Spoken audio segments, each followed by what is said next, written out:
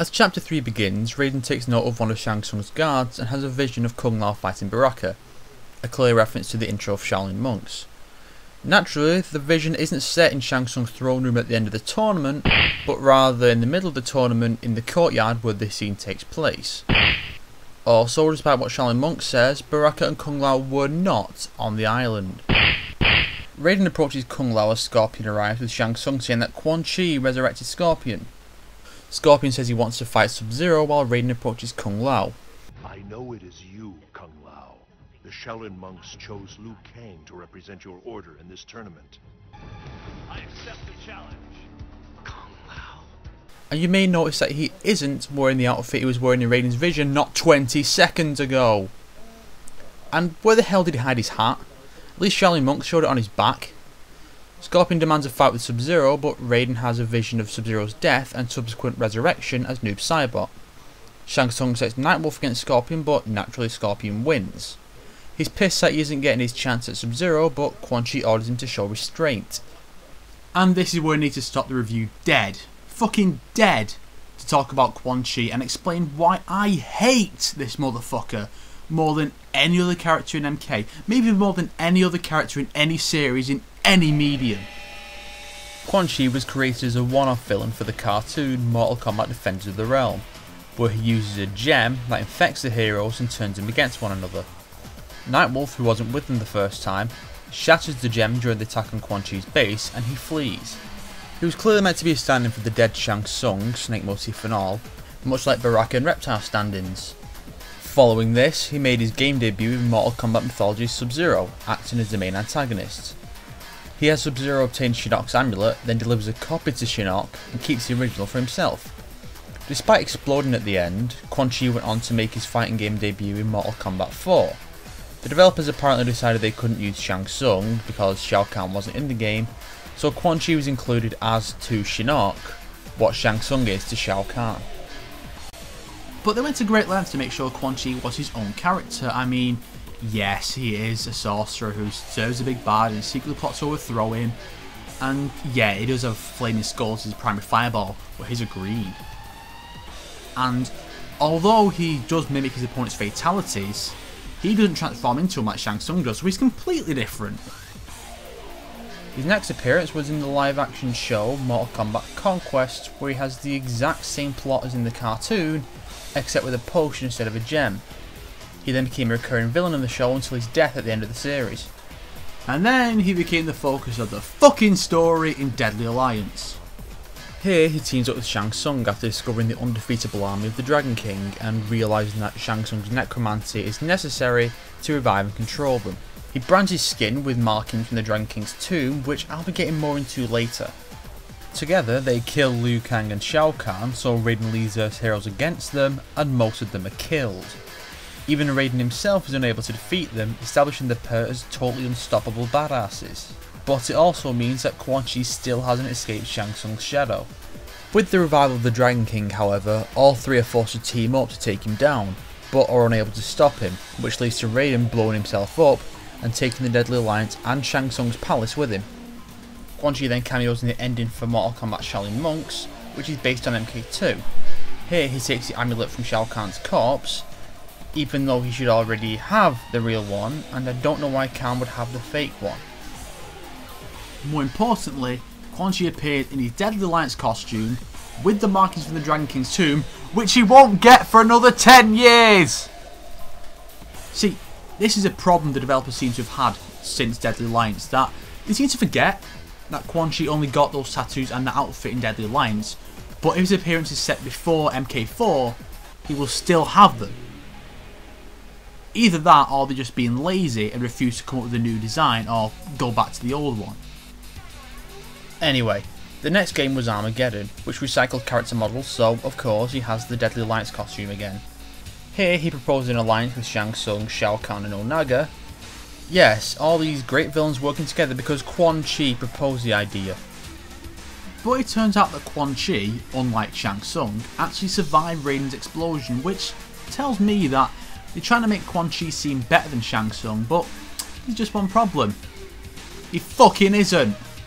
He's not an interesting character, and he still hasn't escaped Shang Tsung's shadow, and you know what? He never fucking will.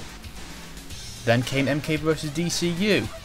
The game is set immediately after MK3, so obviously Quan Chi has to be involved, in the Deadly Alliance costume and with the fucking markings again. He is the one that brings the MK characters together to fight the DC side, and he is the one that resurrected Scorpion, so Scorpion is his fucking minion. I was willing to accept this in DCU because, well, it's non-canon, so it doesn't really matter. But then they accepted that as canon for MK 2011. And also, Quan Chi is the only MK NPC to appear. What does the DC side have? The Guardians of the Universe and the Wizard Shazam. They're comparing Quan Chi to the founders of the Green Lantern Corps and the wizard who gives Captain Marvel his powers. What the fuck is wrong with these people? Then we get to this game, where Quan Chi has Scorpion on a fucking leash and has the same costume and has those fucking tattoos. Then they make me hate him even more by having him interfere in the classic Scorpion Sub-Zero rivalry. Allow me to explain that one. I'll be using the Sub-Zero's real names as revealed in this game. MK1. Scorpion was killed by Bi-Han and returned from the dead to get revenge. MK2. He discovers that Bi-Han has a younger brother, Kuai Liang, and decides to atone for taking his brother from him by becoming his protector. MK3. Scorpion fights for Shao Kahn, but upon discovering Kuai Liang fighting against Kahn, switches sides. MK Mythologies. Quan Chi hires both Scorpion and Bi-Han for the same mission, ending in the battle that resulted in Scorpion's death. MK4. Quan Chi deceives Scorpion thinking Kuai Liang murdered his family to get him on Shinnok's side. Scorpion defeats Kuai Liang and learns that it was actually Quan Chi who murdered his family. He then spends the following game out to get Quan Chi. At no point in any of that does Quan Chi resurrect Scorpion or Bi-Han, and if he can do that, why did he need Shang Tsung's help in Deadly Alliance? So they're not only ruining one of gaming's most awesome rivalries, but they're also completely eliminating the purpose behind the Deadly Alliance.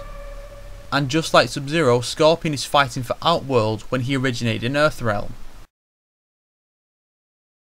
Scorpion is approached by Raiden, who makes him an offer. Defeat Sub-Zero if you must, but do not kill him. I will have my revenge. Spare Sub-Zero's life, and I will request that the Elder Gods return the Shirai Ryu to the realm of mortals.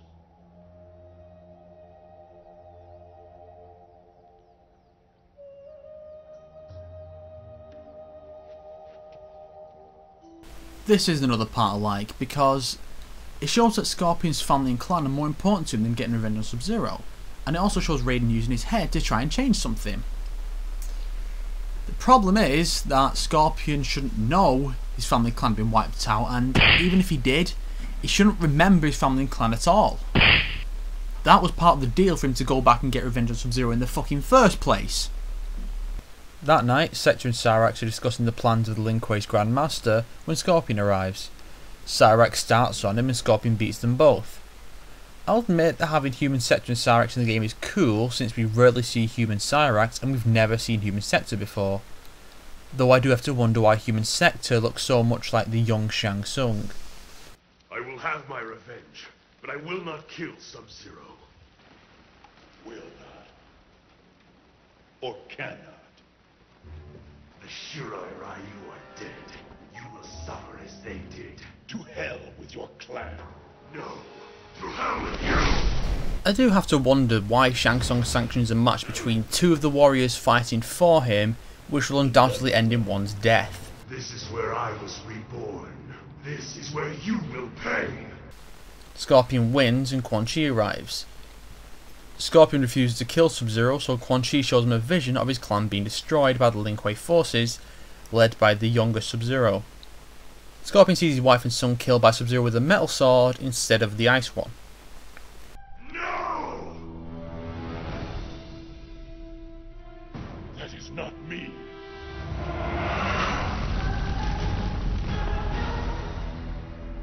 He's right, you know. It's clearly his younger brother's costume here. At one point in development, it was stated that the Sub-Zero in this game was the elder, not the younger. The appearance of the main costume here seems to hint that that was true, but they changed their minds.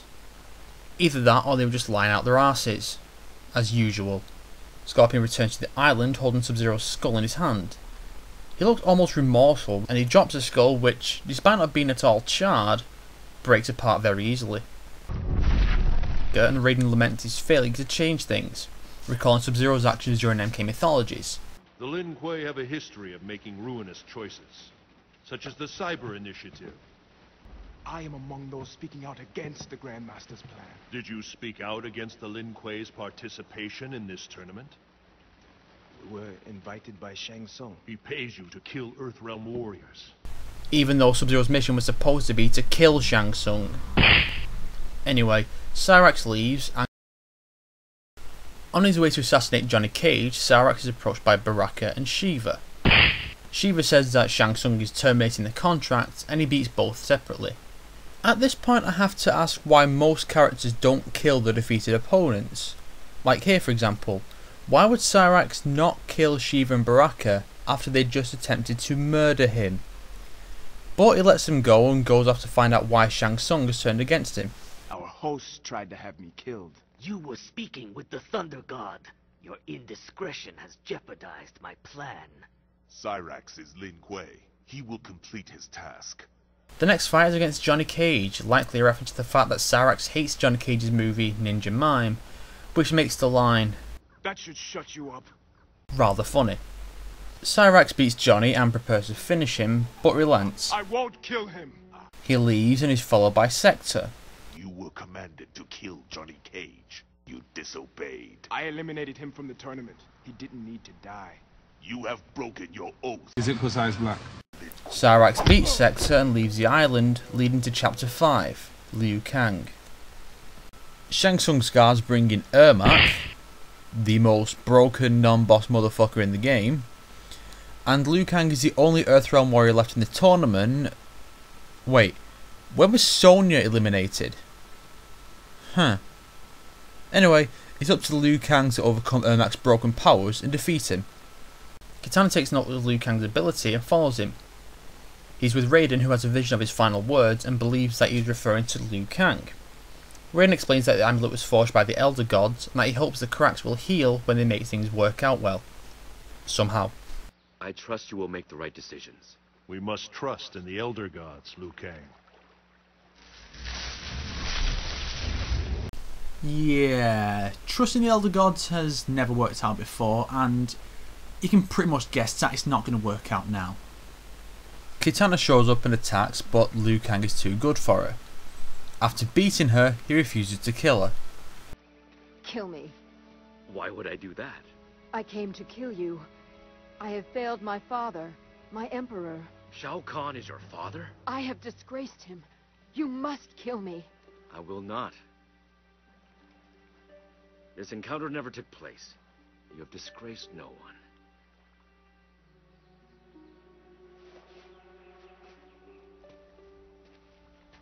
I hope we meet again, under different circumstances. It's good that we finally get to see the relationship develop over time, since the Shaolin Monks and film versions just came out of nowhere. Liu Kang arrives for his next fight against Scorpion and Quan Chi, and I'd very much like to know how a 2-on-1 fight is legal in a tournament. But Liu Kang wins against both regardless, and you start to notice that we tend not to see the defeated opponents in endurance matches. Liu Kang is then sent to Goro's lair to fight the four-arm champion, whose face looks really weird somehow. Liu Kang emerges victorious over an even more broken opponent than Ermac, and I'll admit that Liu Kang's return is actually handled quite well, with the music building up to his reveal as the victor.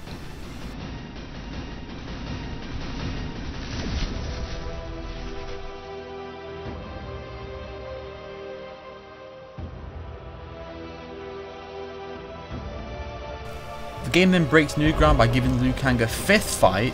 Shang Tsung, only one fight remains. Face me in mortal combat. So be it. He fights Shang Tsung, whose health gauge icon shows his younger face. Spoilers? And he emerges victorious yet again. He has saved Earthrealm. The villains leave, with Katana taking one last look at Liu Kang before following. However, the amulet cracks even more, much to Raiden's dismay.